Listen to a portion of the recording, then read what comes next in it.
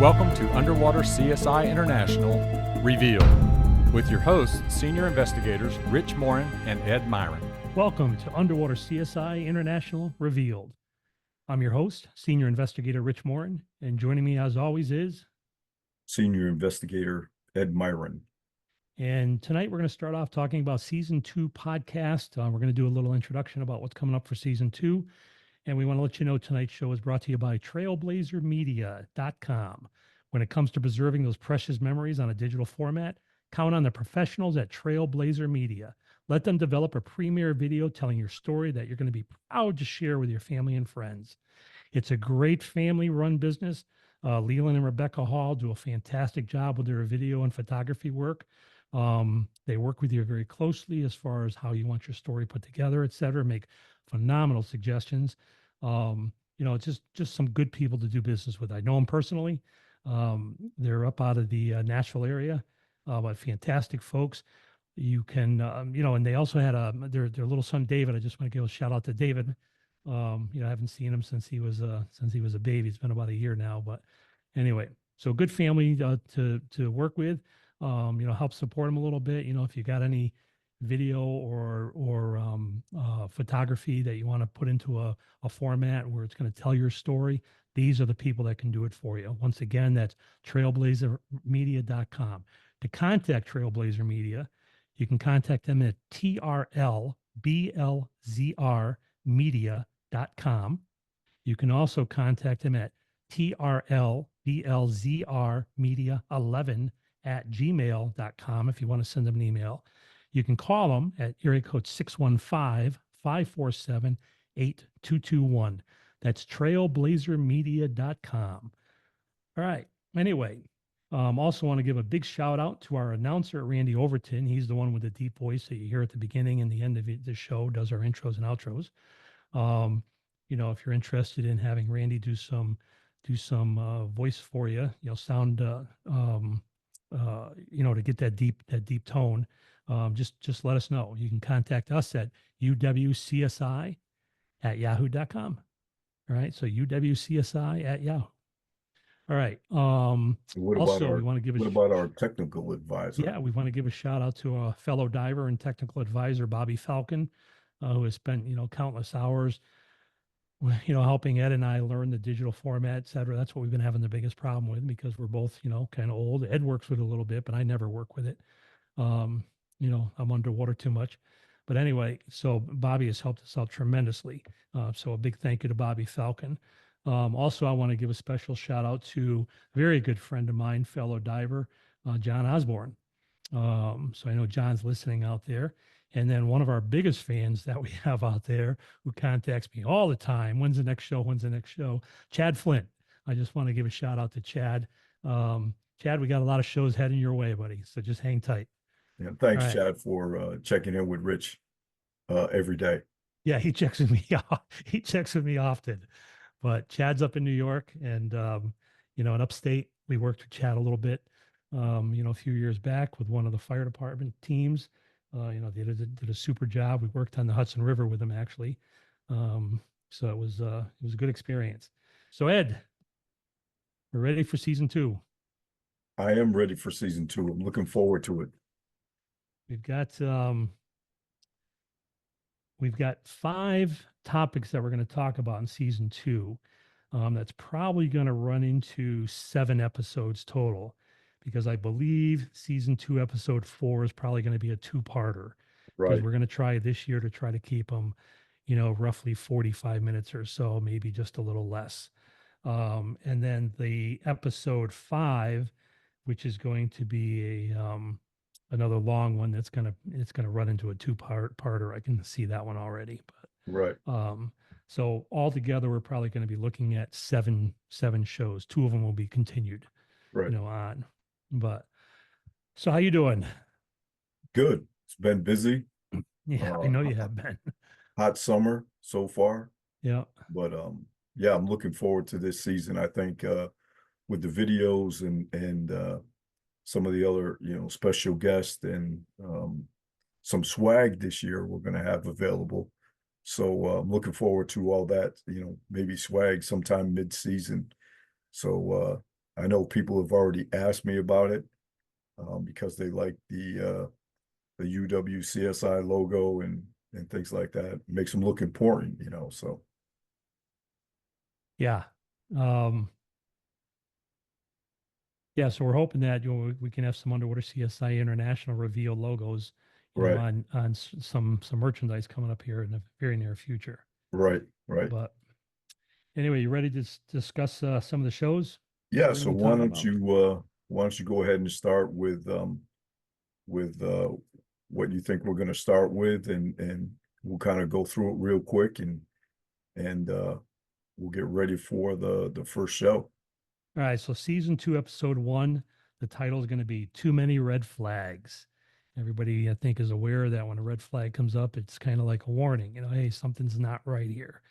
This particular one involves a vehicle that went through the ice, and it happened to be in a body of water that was separating two states. So we were barely over the border of one state. And, once we started working on this vehicle, and a very, very unique story as far as how we even got notified, got the Right, job.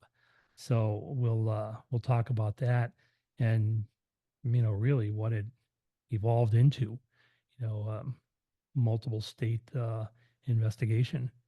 right. It So wasn't yeah, it wasn't just a typical ice recovery, you know, under the ice. by no means, Right. Turned by no into means. turned So into many quite things that we had to put together, so many red flags that just, it was like, wait a minute, something is not right here. yeah, But something's wrong. I don't want to give too much away because, we're going Right. to talk about that in episode 1. All right. Season 2, episode 2. Are we being played? Yeah. And this was a supposed insurance job that we got called out on for a $250,000 vessel to recover, and just problem after problem after problem, not on our end, but on the owner's end of the Right. vessel.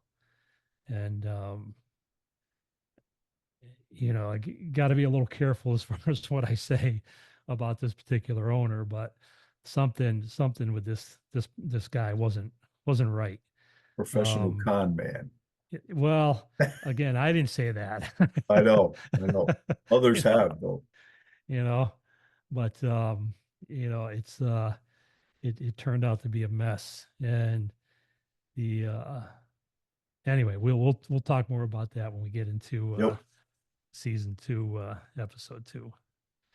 All right, season 3, or season 2 rather, episode 3, safety plan violation. What happens when a team member doesn't follow direction and our safety plan that that the whole team's involved in is now violated? So what happens in a situation like that?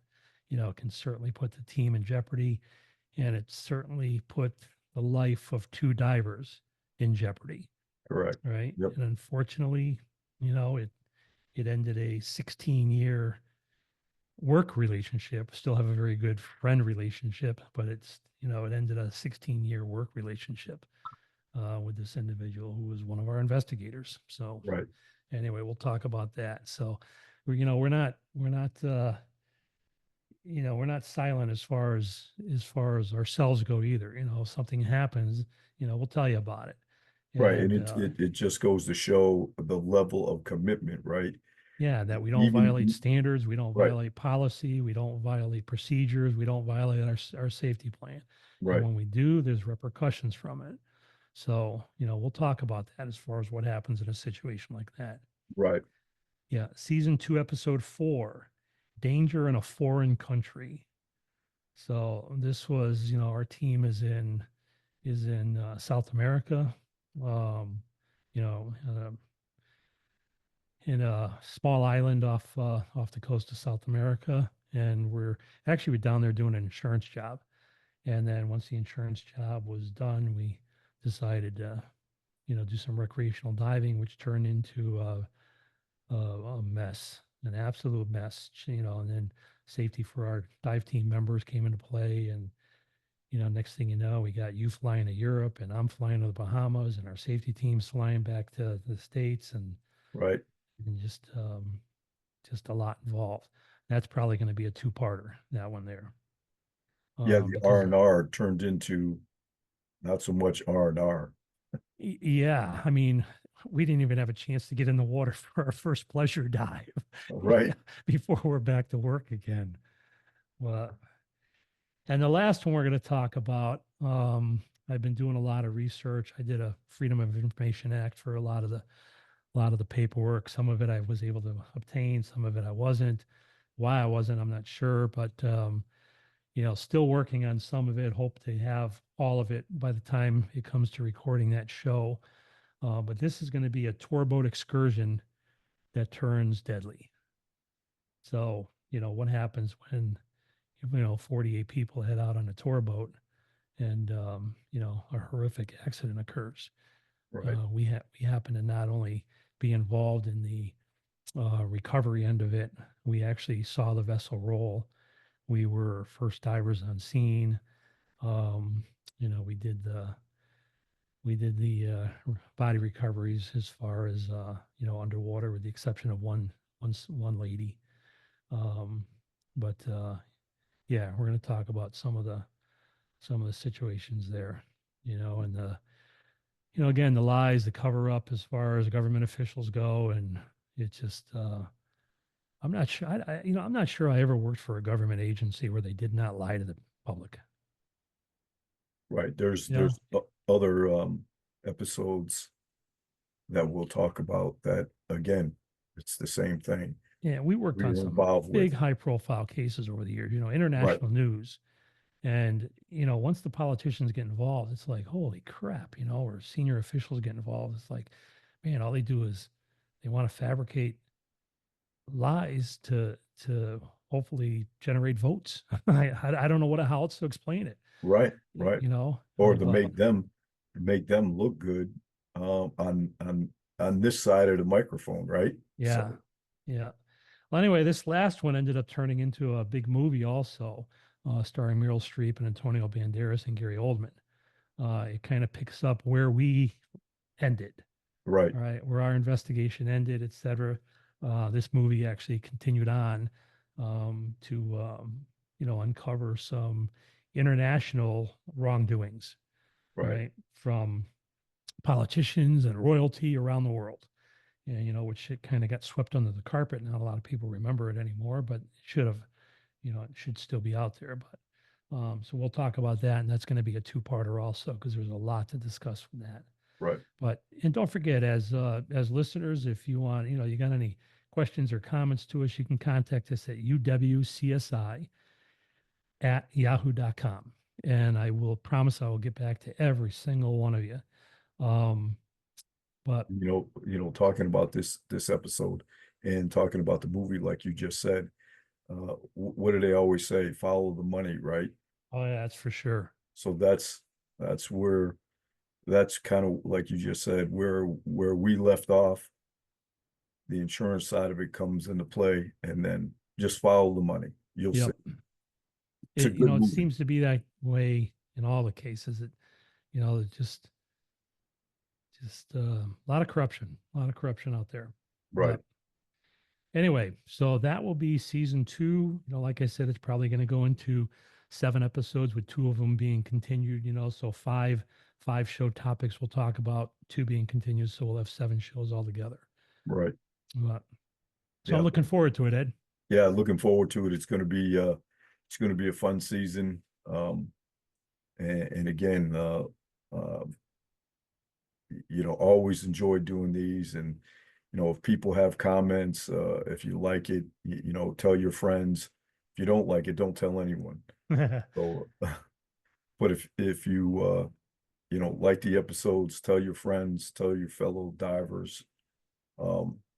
And we're also going to put some dive tips out there for you, as far as recreational divers. What should you really be doing before you get in the water? Because again, I was just in the water the other day, and it would gray the rest of the hair on Rich's head. if you saw divers not doing a pre-dive safety check, The glue on my toupee would start to loosen up because of all the would sweat. start to melt, start to melt. But to see these guys not doing pre-dive safety checks and then looking around to see where their alternates are and things like it. Yeah, it's amazing. I see online almost on a daily basis, between the three sites, we've got about 6,000 followers, and I see online constantly um, standard violations, Right, whether it be something as simple as, hey, the standard is a snorkel is required, for that particular class, right, whether it be the customer or the staff, snorkels required. All right. And I see constantly, all right, no snorkels at all, or snorkels on students, none on staff, or some on students, some on staff, some missing here and there. So you think, what big deal is, it's just a snorkel. Yeah. But the problem is in our work, when you start violating standards, what's next? right, Okay. So it's a snorkel to start off with, and then it's okay on a controlled emergency swimming ascent. It's a depth between 20 and 30 feet. Instructor has to maintain contact with a line so they could stop the student at any time, but also maintain contact with the student, making sure they're blowing bubbles all the way up, whether you're eyeing or Zing or blah, blah, blah, whatever your technique is. right, Um, but I've seen it from depths of 12 feet. I've seen it come up, people coming up with no lines at all. I've seen instructors that tell the entire class, okay, here's what we're going to do. 1, 2, 3 big breaths. All right, kick and go up. And all of a sudden he sends the whole class up all at the same time. It's just, and it just goes on and on and on. right, So then from there, you see other standard violations. And then you see, violations as far as pre-dive safety checks or S drills. So it just kind of continues to roll a little bit. But we've done enough recoveries over the years, and we've done enough investigations over the years on divers, where a lot of it could have been prevented if they had just followed standards, if they just practiced what they preached, if they had just stayed within their procedures, et cetera. right, Could have easily been averted. exactly. So we'll talk about some of that as we go through the programs also.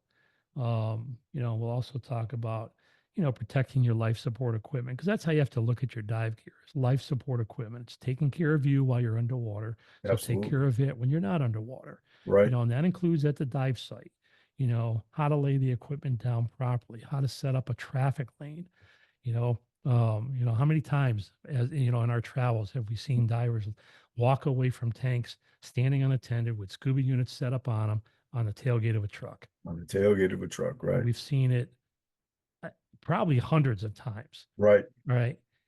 How many times have we seen people close the door of a truck and next thing you know, that's just enough vibration of the truck and it knocks the tank over?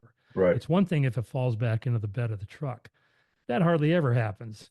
Most of the time it falls off the tailgate onto the ground, coming down valve first. right, So then you see first stages that get ruined. All right. Now, we've also seen, some bad stuff as far as people will send the tank back, not tell anybody about it. That tank just took a horrific impact. right, There could be damage to the threads. There could be a crack in the tank itself. And they don't notify anybody about it. And the problem is it's the poor person who's going to fill the tank. If right, there's a blowout on it, they're the person that's going to get severely injured or killed in a right, situation like that. right. So That we'll tank, talk about that. That tank should be visually inspected, hydroed again. Yep. And Regardless if it's within right, hydro and VIP. Yeah, you're right, exactly right. right. Yep. So those are some of the things that we'll talk about. We'll give a lot of other diver suggestions, as we go Great. along. I'm Yeah, looking forward to season 2, buddy. yeah, me too. It's a long time coming, but we're here, and People may notice that, hey, season 2, they got video. yeah, exactly, Hey. yeah, exactly. But can they don't see realize these two old guys struggled so much trying to figure out how to work all this stuff. We've got, we spent a lot of money on cameras and mics and new computers and all kinds of stuff. And, once we got it, it's like, okay, now what? Yeah, exactly. Everybody Okay. makes it look so easy, but I guess it's easy if you know what you're doing. I always said if all this equipment was underwater, we'd have No been problem. no problem. But since it's not underwater, it's a little bit more difficult. But I think we've got it now. I think we're good. And looking forward to the new episodes, new season. And yeah, it's gonna be great. Looking forward to it. Hey, and thanks to my son Eric. Eric's been with IBM for 23 years now. Works out of his house, and we were having some issues not too long ago, and I'm going, you know what, Ed? I'm going to call my son. Yeah. And I usually don't try to bother him on stuff like this, because I don't know if you ever seen that meme with the little kid on the phone going, any button, Grandma, push any button. Yeah. But, Yeah. That's you, Grandma. yeah, actually, absolutely. Anyway, so thank you, Eric, for helping us out and getting the video part of it, where we could actually start filming off of our cameras that we invested highly in. But Yeah. anyway, I look good, Ed. I mean, you on the other hand, Well, you look good. I look great. So there's the difference. So, all right, buddy. and I'm just like you what? said in the beginning, want to thank Bobby. He did a great job getting us set up with all the equipment, telling us what to buy and pointing us in the right direction, So another shout out to Bobby for that. He did a great job. Yeah. Mr. Falcon, thank you very much. Falcon. Caw. Oh. Yep. Anyway. All right. Well, again, we look forward to it. Look forward to working with you again, Ed. Hopefully we can get back underwater soon. I know we're 1,000 miles apart, but hopefully we'll get back underwater in the very near future, together. I know you've been doing a lot of diving up there and up in the Northeast, and I've been doing a lot in the South. I'm not real fond of the cold water anymore. After living in the Caribbean for 7 years, and then now in the South, back stateside, back in the South for a couple of years now. It's man, I like diving in a shorty. Yeah, right. We just came out on Saturday in 7 mil suits, so Yep. All right, buddy. All right. Well, thanks, Rich. I appreciate it. All right, thanks everybody for listening, and like, share, follow, do all that good stuff that you usually do when you're following podcasts. We really appreciate it, and thank you very much. Yep, this is Senior Investigator Ed Myron. And I'm Senior Investigator Rich Morin. Thanks, everyone.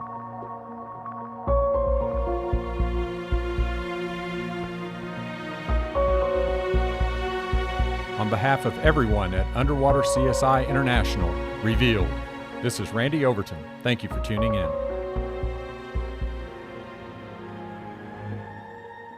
Underwater CSI International Revealed is for entertainment purposes only. The information revealed is not intended, nor is it a substitution for the proper training and education received from a qualified dive professional. Certain episodes are loosely based on and may be modified from actual cases. Some episodes are fictional based, featuring procedures that could possibly be used by underwater investigators. Resemblance to destinations, actual cases, or persons living or deceased is purely coincidental.